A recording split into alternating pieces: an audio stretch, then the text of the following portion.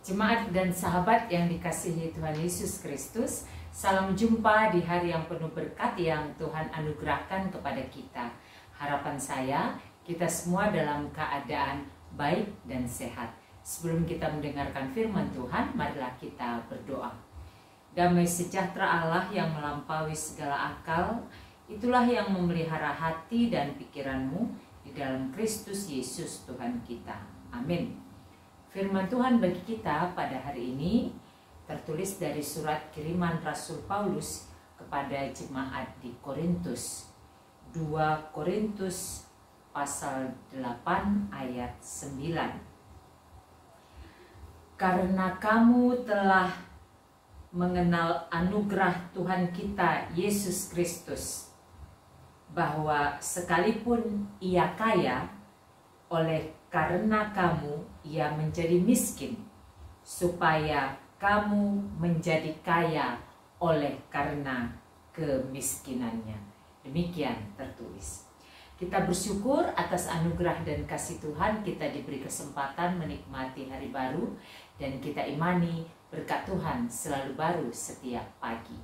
Tema renungan kita pada hari ini adalah kita menjadi kaya karena kemiskinannya. Kita menjadi kaya karena kemiskinannya. Ayat yang kita baca tadi merupakan bagian dari perikop pelayanan kasih 2 Korintus 8 ayat 1 sampai dengan ayat yang ke-15. Dalam perikop ini dituliskan bagaimana jemaat di Makedonia begitu bersemangat memberikan bantuan bagi pelayanan Paulus, khususnya untuk keperluan Yerusalem. Dan ini menjadi motivasi bagi yang lain atau bagi daerah jemaat lain untuk juga terpanggil atau untuk juga berbuat sesuatu, mau peduli kepada pelayanan. Apa yang mau kita pelajari dan renungkan dalam bacaan pada hari ini? Yang pertama, hidupilah kasih Tuhan bagi kita. Hidupilah kasih Tuhan bagi kita. Ketika kita mengimani, memahami, mengalami kasih Tuhan yang melampaui akal dan pikiran, yang begitu besar, begitu luar biasa bagi kita, dan menghidupinya, maka ini menjadi titik awal bagi kita untuk boleh juga peduli kepada yang lain. Ketika kita menghidupi kasih Tuhan, berarti kita benar-benar menyadari, memahami, mengalami bahwa Tuhan sungguh-sungguh mengasihi kita. Kasih Tuhan itu benar-benar menjadi bagian dari kehidupan kita yang terus akan kita syukuri di sepanjang kehidupan kita. Menghidupi kasih Tuhan berarti kita sadar benar, paham benar bahwa kasih-Nya, kasih Tuhan itu sungguh-sungguh nyata dalam kehidupan kita.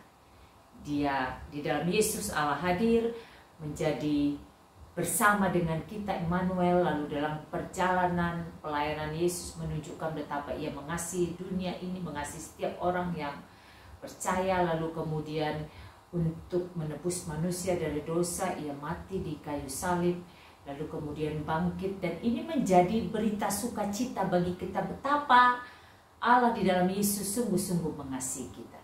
Maka mari kita hidupi kasih itu sebagai bagian yang membuat kita boleh bersuka cita, bersyukur menjalani hari-hari kehidupan kita. Dan yang kedua, sebagai kelanjutan dari orang yang menghidupi kasih Tuhan itu adalah dia peka dan peduli terhadap kebutuhan orang lain. Yang kedua, peka dan peduli terhadap kebutuhan orang lain, kebutuhan sesama. Jemaat Makedonia peka dan peduli terhadap apa yang dibutuhkan Paulus bagi pelayanan di Yerusalem atau untuk Yerusalem. Dan ini juga mengajak kita dalam pengalaman keberimanan kita yang telah tadi menghidupi kasih Tuhan, maka kita peka dan peduli melihat sekitar kita. Apa yang menjadi kebutuhan orang lain? Apa yang menjadi keperluan sesama kita? Itu semua berangkat dari kepekaan dan kepedulian. Maka hanya orang yang peka dan pedulilah yang akan bisa berbagi kepada sesamanya.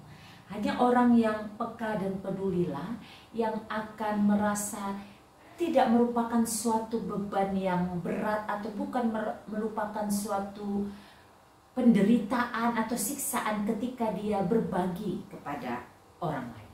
Kalau kita baca perikop ini di ayat yang ke-13, saya akan bacakan, sebab kamu dibebani bukanlah supaya orang-orang lain mendapat keringanan, tetapi supaya ada keseimbangan. Jadi kita berbagi, peduli, peka melihat kebutuhan orang lain bukan karena orang lain mendapat keringanan lalu kita menjadi berbeban berat, tidak, tapi supaya ada keseimbangan. Dan ayat 14 dikatakan, hendaklah sekarang ini kelebihan kamu mencukupkan kekurangan mereka, agar kelebihan mereka kemudian mencukupkan kekurangan kamu, supaya ada keseimbangan. Itu yang kedua, ada kepekaan dan kepedulian terhadap kebutuhan sesama, kebutuhan orang lain. Yang ketiga, yang terakhir, bagaimana supaya kita bisa berbagi? Maka hiduplah dalam kesederhanaan agar kita bisa berbagi kepada yang lain. Hiduplah dalam kesederhanaan agar kita bisa berbagi kepada orang lain, kepada sesama. Mengapa orang sering tidak bisa berbagi? Karena dia hidup dalam keinginan daging yang menguasainya. Ada orang yang mungkin sebenarnya cukup dengan yang sedikit atau katakanlah ukuran sekian, tetapi kemudian dia meningkatkan lagi kebutuhannya, meningkatkan lagi, bukan hanya kebutuhannya. Kalau kebutuhan mungkin itu memang harus, karena itu kebutuhan, tetapi keinginannya semakin meningkat. Akhirnya dia selalu merasa kurang, dan tidak pernah bisa berbagi. Maka sebenarnya ketika di doa Bapa kami dikatakan, berilah kami pada hari ini makanan yang secukupnya, itu mengajarkan kita untuk hidup dalam kesederhanaan, sehingga dalam kesederhanaan itu ada hal yang bisa kita bagikan untuk mencukupkan orang lain yang berkekurangan. Maka hiduplah dalam kesederhanaan agar kita bisa berbagi kepada sesama. Kiranya ketiga poin ini menyemangati kita untuk memberitakan Kristus yang bangkit melalui kesaksian hidup kita. Yang pertama, kita menghidupi kasih Tuhan. Yang kedua, kita peka dan kemudian peduli terhadap sesama yang membutuhkan. Dan yang ketiga, kita hidup dalam kesederhanaan agar ada kesempatan, bahkan banyak kesempatan bagi kita untuk berbagi kepada sesama. Tuhan memberkati kita. Mari kita berdoa. Bapa di sorga, kami bersyukur untuk firman pada hari ini yang mengingatkan setiap kami bahwa Allah Bapa di dalam Yesus menunjukkan kasih-Nya yang melampaui akal dan pikiran. Yesus hidup dalam kesederhanaan, bahkan cenderung miskin untuk memberikan kekayaan bagi kami. Status anak Allah kemudian dinyatakan melalui kehadirannya di dunia, hidup bersama manusia, menderita, dan itu semua dilakukan karena kasih kepada kami. Dalam kemiskinannya itulah kami menjadi kaya dalam berbagai hal. Dan ini juga mengingatkan setiap kami untuk meneladani hal itu. Ketika kami menghidupi kasih-Mu, maka kami peka dan peduli kepada sesama.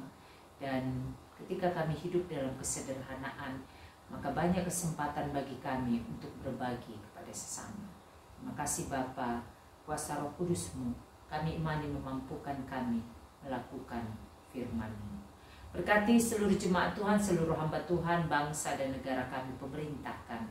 Berkati keluarga kami yang bersama kami di tempat kami tinggal di Medan atau dimanapun kami berada, dan juga yang berada di tempat lain karena mungkin sekolah, studi, bekerja, berkeluarga dan lain sebagainya. Lindungi sertai kami semua. Berkati sesama kami yang mengalami pergumulan beragam hal yang membebani mereka. Tuhan, berbelas kasihlah. Berikanlah kekuatan dan hikmat agar tetap mengandalkan Tuhan. Dan kami percaya dengan mengandalkan Tuhan, apapun persoalan pergumulan hidup kami bisa menghadapi dan mengatasinya. Terima kasih Bapa, berkati kami semua dengan kesehatan, umur panjang yang penuh berkat, sukacita, damai sejahtera, dan hikmat. Apapun yang kami kerjakan sepanjang hari ini dan kami rencanakan, kami mau membawa semuanya ke dalam tangan pengasihan-Mu. Kami mau berharap dan percaya kepada Tuhan saja, karena kami tahu Tuhan yang Maha Baik memberikan yang terbaik. Terima kasih Bapa. Kami masuki hari baru ini dengan ucapan syukur di dalam nama Yesus. Amin.